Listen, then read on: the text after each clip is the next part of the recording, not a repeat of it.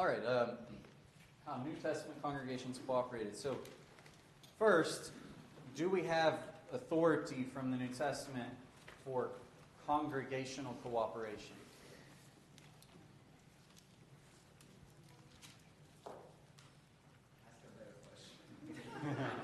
That's a general question. That's a yes, but a caveat, isn't it? So, absolutely. So I guess I could ask a better question. In the New Testament, were there local congregations that cooperated in working, in some way? Yes. Okay. So what is the question then? If we're talking about this, and it's a lesson book discussing authority and certain errors that do not have authority for them. So what's the question then? The question would be, the authority, did they do it from one gift to the one church system, or did they send several people out going to do like the proper way is? So the method of it, right? Okay, cooperation is general. Yeah. There's a lot of ways people can cooperate. There's a lot of ways churches could cooperate.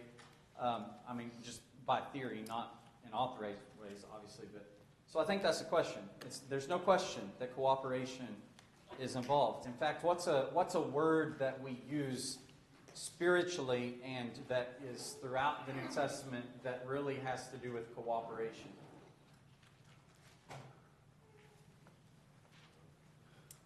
Fellowship, right? Partnership, sharing. That has to do with cooperation in spiritual matters.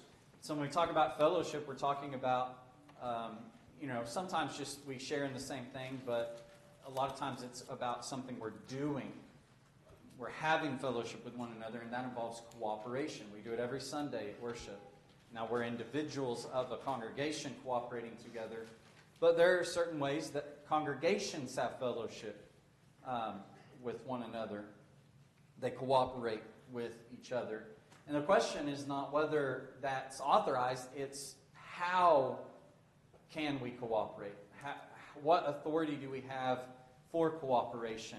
In what particular way? So there are two possibilities with the definition given from Webster's New International Dictionary, and that's going to be a definition from a dated version, but I'm sure cooperation hasn't changed much. And what are those two possibilities? Cooperations. Two kinds of cooperation. In the first paragraph. Joint operation. And concurrent efforts. So joint and concurrent. And so someone explain the difference of those two. It's really the heart of this. Joint cooperation, what would that look like? Working together. Okay, cooperation is working together though, isn't it? So you're joining together in a specific work, and you're doing it together. And then concurrent would be you're doing the same work, but it's separate. And so individual. And so there is independent effort aimed at the same goal, and that's different than combined effort aimed at the same goal. We're not combining our powers. We're not combining, more specifically in this study, we're not combining our treasuries. We're not combining our funds. But we are both, if we're cooperating, doing our own thing, individual efforts, individual treasuries, if you will, but contributing to the same congregation that's in need of benevolence, or contributing to the same preacher that is in need of support. And so that's very different. I understand that it's nuanced, but that's a big difference when it comes down to what our practice is, and there's implications that flow from that. So just most of it, what we're doing tonight at least, is talking about benevolence. We'll talk about a little bit of evangelism in regard to the Philippians passage that Paul received money from them, and then in 2 Corinthians 11 he robbed other churches so he didn't burden the Corinthians. Let's think about evangelism. Do we cooperate with other churches in evangelistic efforts, and if so, in what way? You did this week. Yeah, Yeah. I went to a congregation and preached the gospel there. I'm a member of another congregation, and so certainly that is the case. You think on even a broader level, if the church is in a universal and a local sense, then, and it's not comprised of local churches, it's comprised of Christians, but there are Christians within a local area that comprise a local body of believers. And the church, which includes all local churches, is given the task to evangelize. We can't do that for other congregations, but we have the responsibility to do it ourselves here. But when we're evangelizing in this community, we are spreading the gospel to the world. And when another congregation on the other side of the country or the world is evangelizing in their community, we're both doing our individual works, independent efforts, but it's toward the same goal of saving the lost in the world. And so, in that way, all Christians across the globe, and we could say all local congregations across the globe, cooperate together in evangelism in that way. But what we don't see is 84th Street sends money to this other congregation so that they can then use that money to evangelize. Because then that's the yielding of authority and oversight, and we just don't see that as a pattern in the New Testament. And so I think that's something important to get when we're talking about this church perhaps sending money to another church so that they can take care of their needy saints.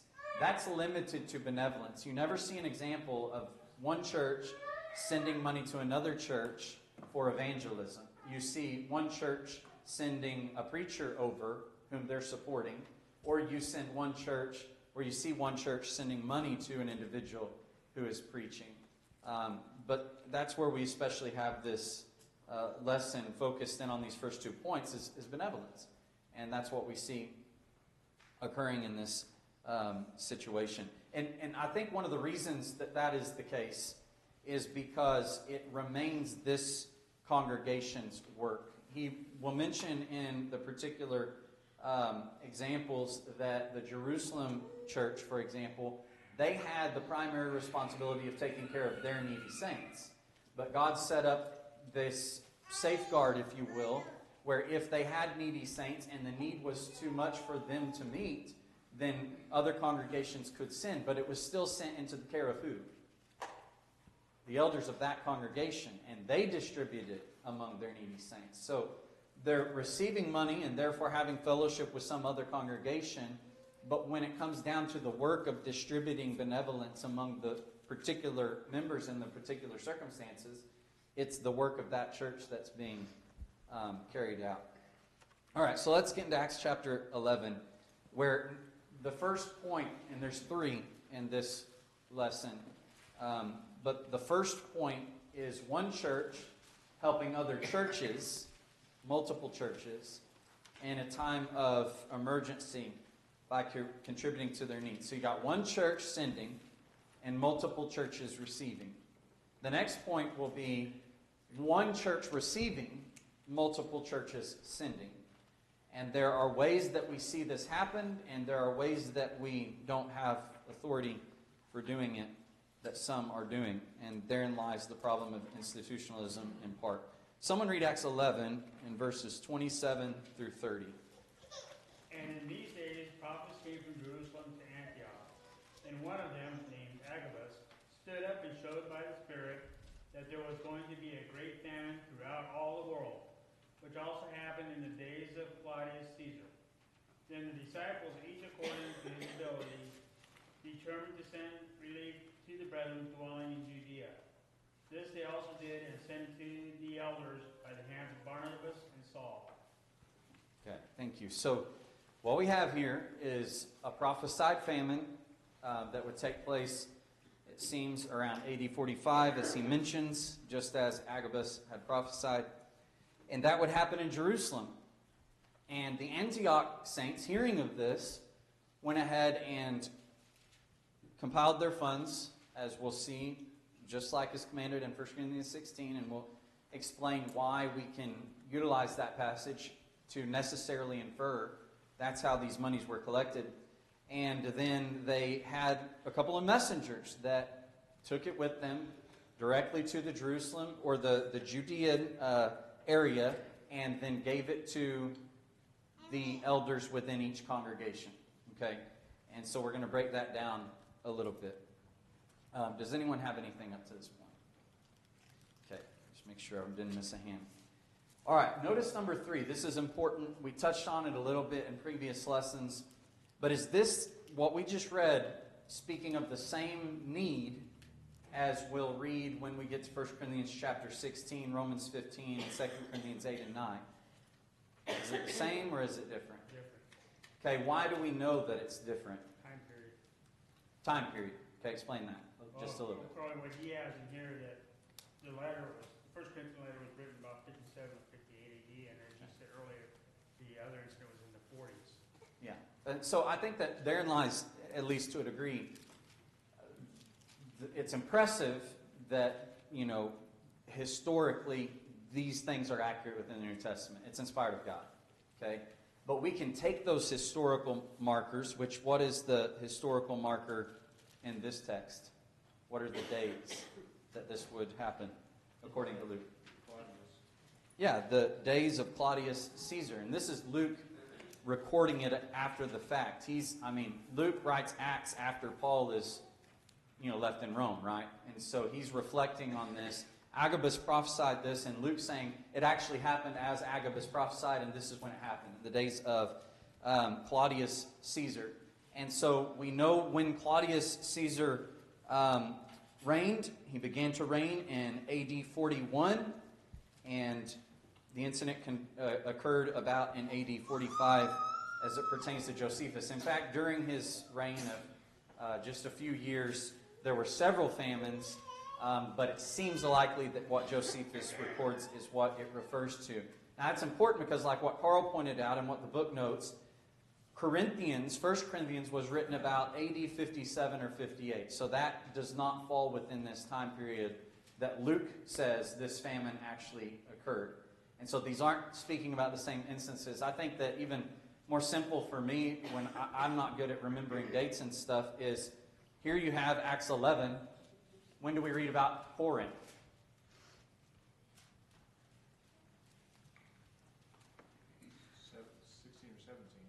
18, right? 18. Yeah, so getting there. 16 is Philippi, and then 17 is Thessalonica and Berea and Athens, and then 18 is Corinth.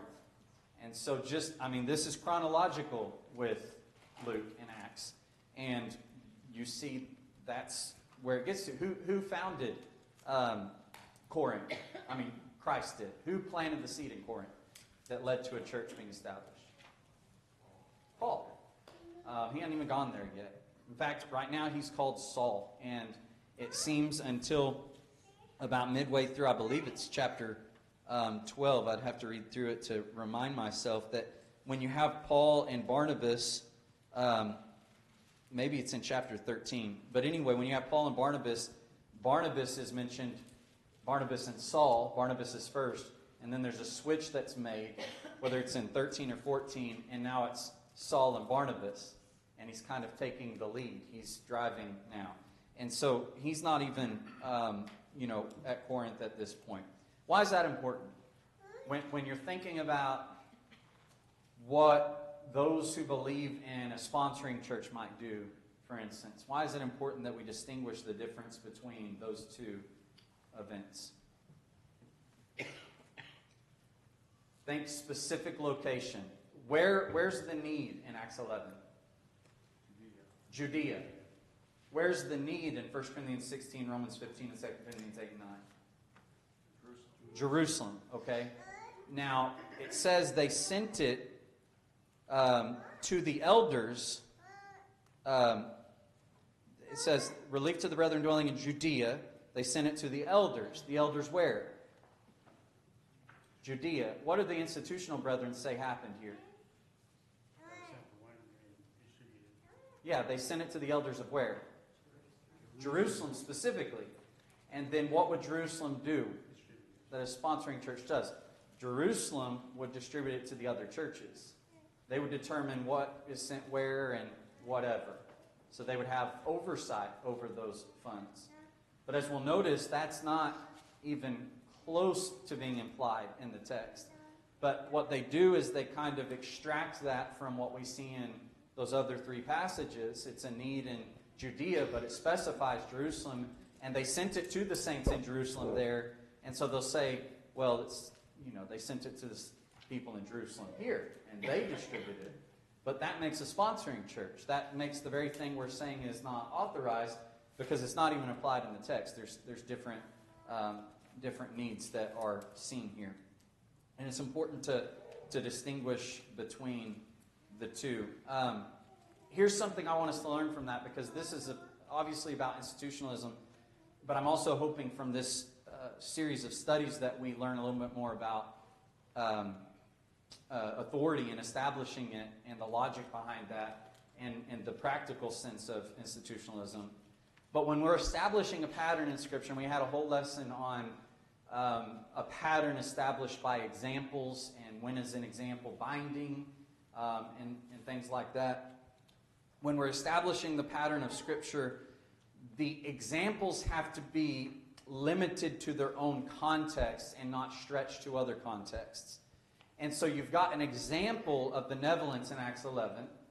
You've got an example of benevolence in 1 Corinthians 16. And so where those two things line up in regard to benevolence, funds, the accumulation of said funds, it's right to establish a pattern, because the same thing is happening. We just have some more details of how it's happening over here than we do right here. But when you've got a specific location mentioned in Acts 11, which is Judea, and a specific location mentioned in 1 Corinthians 16, Jerusalem, and we know that they're two separate time periods, you cannot just assume that in Acts 11 it was sent to the church of Jerusalem, because it doesn't say that. So all that is common sense. If we're honest about the text, we just take it for what it says. And if we take a detail out of a separate occasion and put it in there, then we're adding to the text. We can't do that. What we do is we take a principle or a fact that is authorized within its context, and it grants authority within other circumstances within the limit of the original context. And so where you have, again, benevolence in Acts 11, you also have that in Acts chapter, or in 1 Corinthians chapter 16, and vice versa. And so we can know by those two things having to harmonize that the way they would have accumulated funds in Acts 11 is the same way that Paul commanded in 1 Corinthians 16. And there's other things that factor into that as well. Who's there in Acts 11? Who's one of the messengers? Barnabas and Saul. He's the apostle Paul, later would be called. And who wrote 1 Corinthians? Paul did. What did Paul also tell the Corinthian brethren when he wrote them? And, a lot of things, Jeremiah. 1 Corinthians 4 and verse 17. I want us to notice something you mentioned there. 1 Corinthians 4 and verse 17. Someone read that. For this reason I have sent Timothy to you, who is my beloved and faithful son in the Lord, who will remind you of my ways in Christ as I teach everywhere in every church. Okay. What was the significance of that verse? Did you pick up on it? What does he teach everywhere? Same things. He says, I'm reminding you of my ways that I teach everywhere. Notice in chapter 14 as well. This particular context in chapter 14 is about spiritual gifts. And was the Corinthians using their spiritual gifts acceptably or not? They weren't, right? Someone read verse 33 of 1 Corinthians 14. For God is not a God of confusion, but of peace, as in all the churches of the saints. So, does he just want there to be peace and harmony and order in some churches? But Corinth is an exception? No, all the churches, he says. That's a general thing, but it's true everywhere. Now notice the specifics that are implied in verses 36 through 38. Did the word of God come originally from you, or was it you only that it reached? If anyone thinks himself to be a prophet or spiritual, let him acknowledge that the things which I write to you are the commandments of the Lord. But if anyone is ignorant, let him be ignorant. Anyone have a New American Standard Version? Read verse 38 right there. For if anyone does not recognize this, he is not recognized. Yeah, if you don't recognize the pattern I just talked about with spiritual gifts in the assembly, then you're not going to be recognized. Why? Because my writings are the commandments of the Lord. And you're not the only church that receives spiritual gifts. You're certainly not the only church that received instruction on how to use the spiritual gifts. So why are you using them differently than all these other churches? That's his point. He taught the same thing in every single church. And so you doing it differently than every single church tells me that you are out of line and not submitting to the authority of God. Now, how does that apply to Acts 11? Who's there? Again, Saul. Is he apostle yet? Yeah, Jesus made it clear to Ananias that he's chosen him and he's sending him. And Paul would say in Galatians chapter 1, he was an apostle back then. He didn't need to vouch with other apostles for his gospel because it belonged to the Lord and he entrusted it to Paul. So you think that when this need arises by prophecy and they start doing something about it, that they're going to be following the Lord's pattern that he established in eternity and now he's revealing? Absolutely. And who's going to be one of the ones directing them in that? An apostle. And so when he writes 1 Corinthians 16, here's what I want us to understand. When we talk about the pattern of Scripture, it's everything together, Matthew through Revelation. But that didn't all just get written overnight. This is through events of true history, which means while it might have been the pattern back in 1 Corinthians 11, as far as we know it, we don't see it until 1 Corinthians 16, but it doesn't mean they were doing it differently back here. If we're to observe and establish the pattern of sound words, we got to take it all together. So the general topic here is the accumulation of money to send to another church in benevolence. You see that in Acts 11. You see that in Acts 16. What's in Acts 16 that isn't in Acts 11? How that's done. When it's done. Why it's done that way. So what's the answer to that? How it's done is actually mentioned in Acts 11. Each to their own ability, verse 29, which would include what they've been prospered. That's specifically mentioned in 1 Corinthians 16. What about the when? In 1 Corinthians 16, on the first day of the week. And then the result of it even, lay by and store, storing up as you may be prospered, which implies from that verb the noun of a store. If I'm storing up, then what is going to be the result of that verb? A store. If I am accumulating, then there's going to be an accumulation. And so that would be our treasury. And it's necessarily implied by the very verbiage. The reason I mention that is because we can know in 1 Corinthians 11 how that happened, and it didn't happen in any kind of joint cooperation way like what the institutional groups would claim that it did. And again, we're not extracting any specifics that are unique to that context. We're seeing the similarities there and then harmonizing them. And there's a big difference between those two. Comments or questions on that? Yes, Chris. I think in pointing out, this is why authority is of vast importance. It's truly the only thing that will allow you to take your bias out of it. Yeah. By looking through it as a lens of authority, you are then seeing what the Scripture is trying to and wants to say, rather than what you think you understand. Yeah, that's a great point. You know, people say you can prove anything by Scripture. Well, that's only if you're going into it wanting to prove that thing. You're going to find a verse, lift it out of its context, and then use it the way you want to use it. But when you understand it in the sense of how communication actually works, like Chris just made a comment, it came from his mind. It was intended to convey a certain thought. I don't get to take a word out of that and completely change the meaning of it by my explanation of it. I take it within its context. It's the same thing with this. This is the mind of God. He's not just recording history. He's recording it exactly as he wanted it recorded and showing what was approved and what was disapproved and then giving us that as a pattern to follow. And it's simple reading comprehension. that has to come from honesty, like Chris was saying. And if we approach it in the sense that God's authority trumps any of our opinions, then it's going to be pretty easy to see in most cases. All right, so how did the church, Antioch Church, carry out the cooperation with these brethren in Judea? The members each, as we've just established, laid by in store as they had been prospered. And we can know this furthermore because in 1 Corinthians 16 he says, as I have given orders to the churches of Galatia. This wasn't just unique to Corinth. He was preaching the same thing everywhere. And that would include when that need of benevolence arose early on in Acts 11, and Paul's right there, God would have revealed to him how he wants this to happen. And that is not a stretch whatsoever. Also, he mentions Paul and Barnabas were chosen messengers to bear the gift to Jerusalem. And there's some importance to this. It says in verse 30, this they also did and sent it to the elders by the hands of Barnabas and Saul. I want you to notice the language. Whose work is this? Who's performing the good work of benevolence? Being sent to needy saints. The church in Antioch. And we've established that it's the church.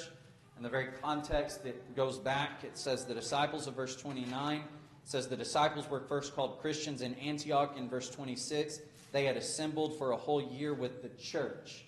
And so they're individual disciples contributing to a collective, like 1 Corinthians 16. But when they send out of that treasury, it's a church action. And that's what's happening. So notice the language in verse 30. This, what is this? The work of benevolence. They, who is they? Paul and Barnabas? No, the church, the congregation in Antioch. This they did. It was their work. Paul and Barnabas are physically taking the money, but it's their action. Paul and Barnabas are just a cog in the wheel. They're a middleman, if you will. They're the messenger. They don't have wiring. They take the money to them, and it's vouchsafed to the churches in Judea. And so they did it. They're doing it. They sent it. Who? Antioch. To the elders by the hands of Barnabas and Saul. By the hands of is just a channel.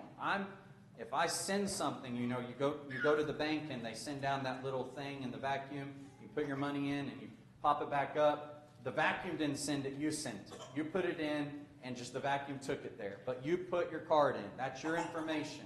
It's your money. And so they just sent it by the hands of these messengers. That's important because here's the thing. If Paul and Barnabas formed some kind of an institution other than a church that then pulled multiple churches' monies together, then it would not be the work of Antioch. It would be the work of whatever institution that Paul and Barnabas made. And if the benevolence resulted from the pooling of the funds in the hands of the Jerusalem elders and then they distributed it, is it any longer a work of Antioch that's giving to all of these needy saints in that area? No, it's Jerusalem that's doing it. Now it's under their oversight. They're doing the action. And so you can't, like Chris was saying, you can't start mincing words and changing things to prove your particular view. This is what it says. It was a work of Antioch. And to alter other details does not make it a work of Antioch. And the funds were delivered into the hands of the elders in Judea. We've talked about this before. What was the pattern in regard to elders? Where were they established? Every church, right? So if you've got a region and then elders is mentioned, especially when, how many churches were in Judea? One or more than one? More than one, at least, churches of Judea. Then the necessary conclusion is not that Jerusalem was given it and their elders distributed it to all the different churches, but that it was given to each church in the care of the elders of those individual churches. And they distributed them not to the needs of all in the region, but to the needs of all in that congregation. That's important.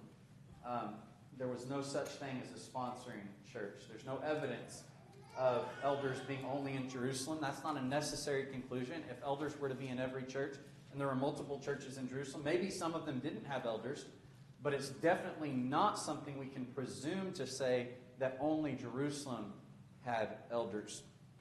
There's something more to that. If the Jerusalem elders took charge for the distribution of the funds among other congregations, then they stepped out of their jurisdiction as elders. So what kind of model does that kind of actually ironically imitate? He mentions it in the book, I believe. It's a funny word. Diocesan elders. What does that conjure up in our mind? What church? Yeah, congregational or denominational churches and congregations, but that's a Catholic thing. That's diocesan, dioceses, regions. And so here's this bishop that is to oversee this region of churches. And that's why it's ironic. The Catholic Church is the apostate church, and then you've got the Reformation, and people are trying to get back to the roots of what they think is, before the Catholic Church was corrupted. And then there's the Reformation. We got to get away from all this institutionalizing of Christ Church and all these conferences and all these creeds and all this kind of stuff. And in the middle of that, and all their zeal to do good for the Lord and evangelism and benevolence and stuff, they actually lost focus of authority, like Chris was pointing out, and they started doing these kinds of things and setting up their own ways, which actually contradicted the will of the Lord, and even though they weren't obviously able to see it, put them right back into the same mold that they were trying to break with this Catholic type of a model. There's a phrase that someone taught me before, and I suppose maybe it's not always the case if there's a case with different nuances, but what proves too much proves nothing at all. So what you do with any doctrine is you take it to its logical end. So let's say that, it was sent to the hands of the elders in Jerusalem, and they distribute it to all of these other congregations. Now where is their oversight? Just in Jerusalem or somewhere else? It's everywhere else. There's the diocesan eldership. They are overseeing all these other churches. That proved too much. Now we've taken a step back, and we're like the Catholics now. Now we're breaking the mold of autonomy and independence within congregations. And you can use that as an example with other things as well. What proves too much, and by too much I mean, well, obviously that's not true, but it came from this seed you planted, then it's not true. We've always got to investigate doctrines and practices, taking them to their logical end. Comments, questions on that? So one church sends to multiple churches to help. They sent it to each church, the care of their elders. And that's what they did. Nothing more, nothing less. So here's the image of it. There was a green laser pointer somewhere, but you see it. So it wasn't Antioch to Jerusalem, then to Bethany, Emmaus, Lydda, and Joppa. It was Antioch to Jerusalem, to Bethany, to Joppa, to Lydda, to Emmaus. By whose hands? Barnabas and Saul. Who chose those men to do that? Antioch. No one else chose them. So it's the work of Antioch. And hopefully that's helpful if you're a visual learner, because when you take all those words and you put it in a picture, it does really help. It's pretty simple to see. So Jerusalem kind of becomes the middleman, but in reality what it does is it executes Antioch, and now it's Jerusalem's work. But it was Antioch's work from the very start. All right, now we have the kind of inverse of that. Multiple congregations cooperating by sending to one congregation in need. The following points in our lesson book, they really work to show the difference between joint cooperation and concurrent cooperation. Which, remember, joint cooperation would be the same power, the same effort, the same work together toward a single goal, versus different individual efforts and powers and abilities that are contributing to the same goal. And so it's the difference between me and Nevin putting our money into a pot and then giving that to someone who is in need, or Nevin just going to them and I go to them, and it just so happens that we both knew of the need. We cooperated together in the work of helping that individual, but we did not join together in that. It was concurrent. So we just so happened to be doing the same thing for somebody else, but within our own power, without even being near each other to do that. And that's kind of just a microcosm of what we see here. So let's turn to Romans 15 real quick, and we'll start there. Paul is speaking about eventually visiting Rome, and after making the point that he determined not to preach the gospel where it had already been preached, and now he's made his rounds and he's ready to go to Rome, he's got to do one thing first. And he mentions this particular need. Someone read verses 25 through 28 of Romans 15.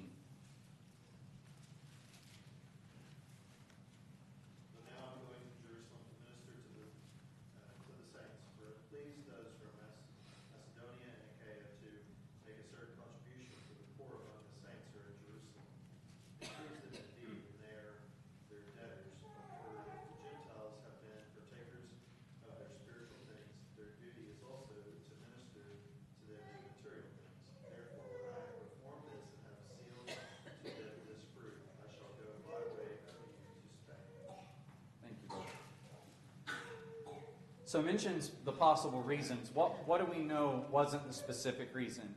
Though maybe it had lasting effects that contributed to poverty in Jerusalem. Famine. Wasn't the famine Agabus predicted or prophesied about? We've already established that. Maybe it was persecution and the dispersion impoverished them. He mentions maybe it was when early on, and there's all these saints in Jerusalem after they were converted on Pentecost, and they stayed there and they don't have stuff, and they sold all their goods and gave to anyone who has need.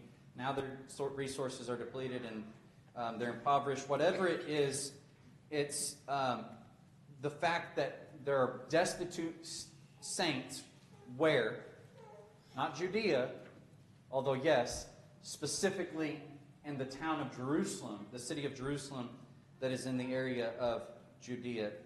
He mentions on page 51, number 1, there is certainly no record to indicate that these needy saints were not members of the Jerusalem church. And so here's the inverse of the point we stressed earlier. He's saying it's not the same thing. It's not Judea at large that would include Joppa and Bethany and Emmaus and all those other churches. He specifies Jerusalem. These saints in Jerusalem. What does that sound like? Paul writes to Corinth. He says what? To the saints of God which are in Corinth. So on and so forth. It's a local church it's describing. The needy saints, the poor saints who are in Jerusalem. It's the Jerusalem congregation. That's distinct from the language of churches of God which are in Judea that we read of in 1 Thessalonians 2:14. It's not talking about these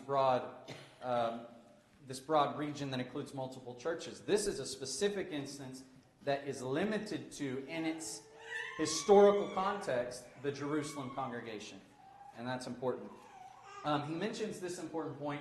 The Jerusalem church had the primary responsibility to meet that need, but God provided a plan for fulfilling that need by other churches when it could not be fulfilled. So I'm sure you've heard of an example where, in fact, I want to say that, when I was in North Carolina, we know of the hurricane and stuff, there were some brethren that actually, very encouraging, traveled 2.5 hours because the hour-and-a-half drive was stretched to 2.5 hours because of the main highway being blocked off to most nights of the meeting. These were teenagers, and so it was really encouraging.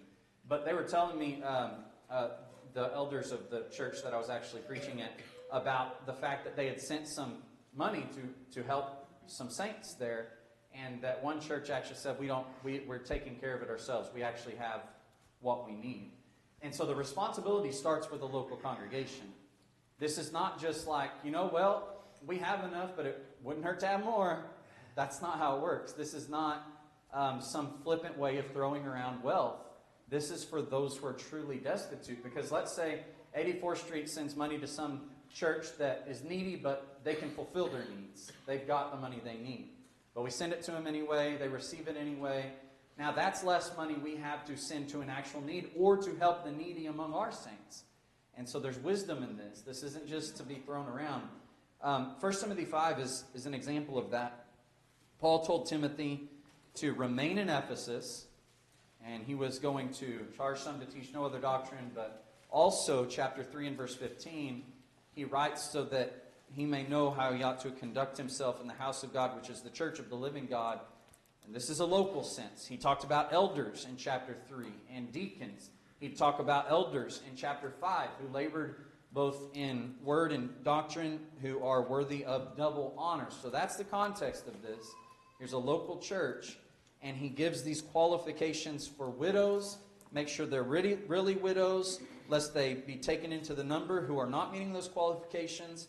And then it says in verse 16, do not let the church be burdened, that it may relieve those who are really widows. This church has the responsibility of taking care of its needy saints.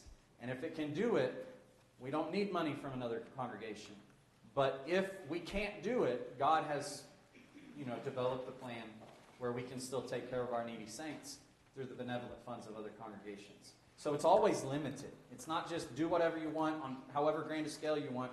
It's extremely limited within the pattern that's already established. We'll pick up with number 2 on page 51, Lord willing, Sunday.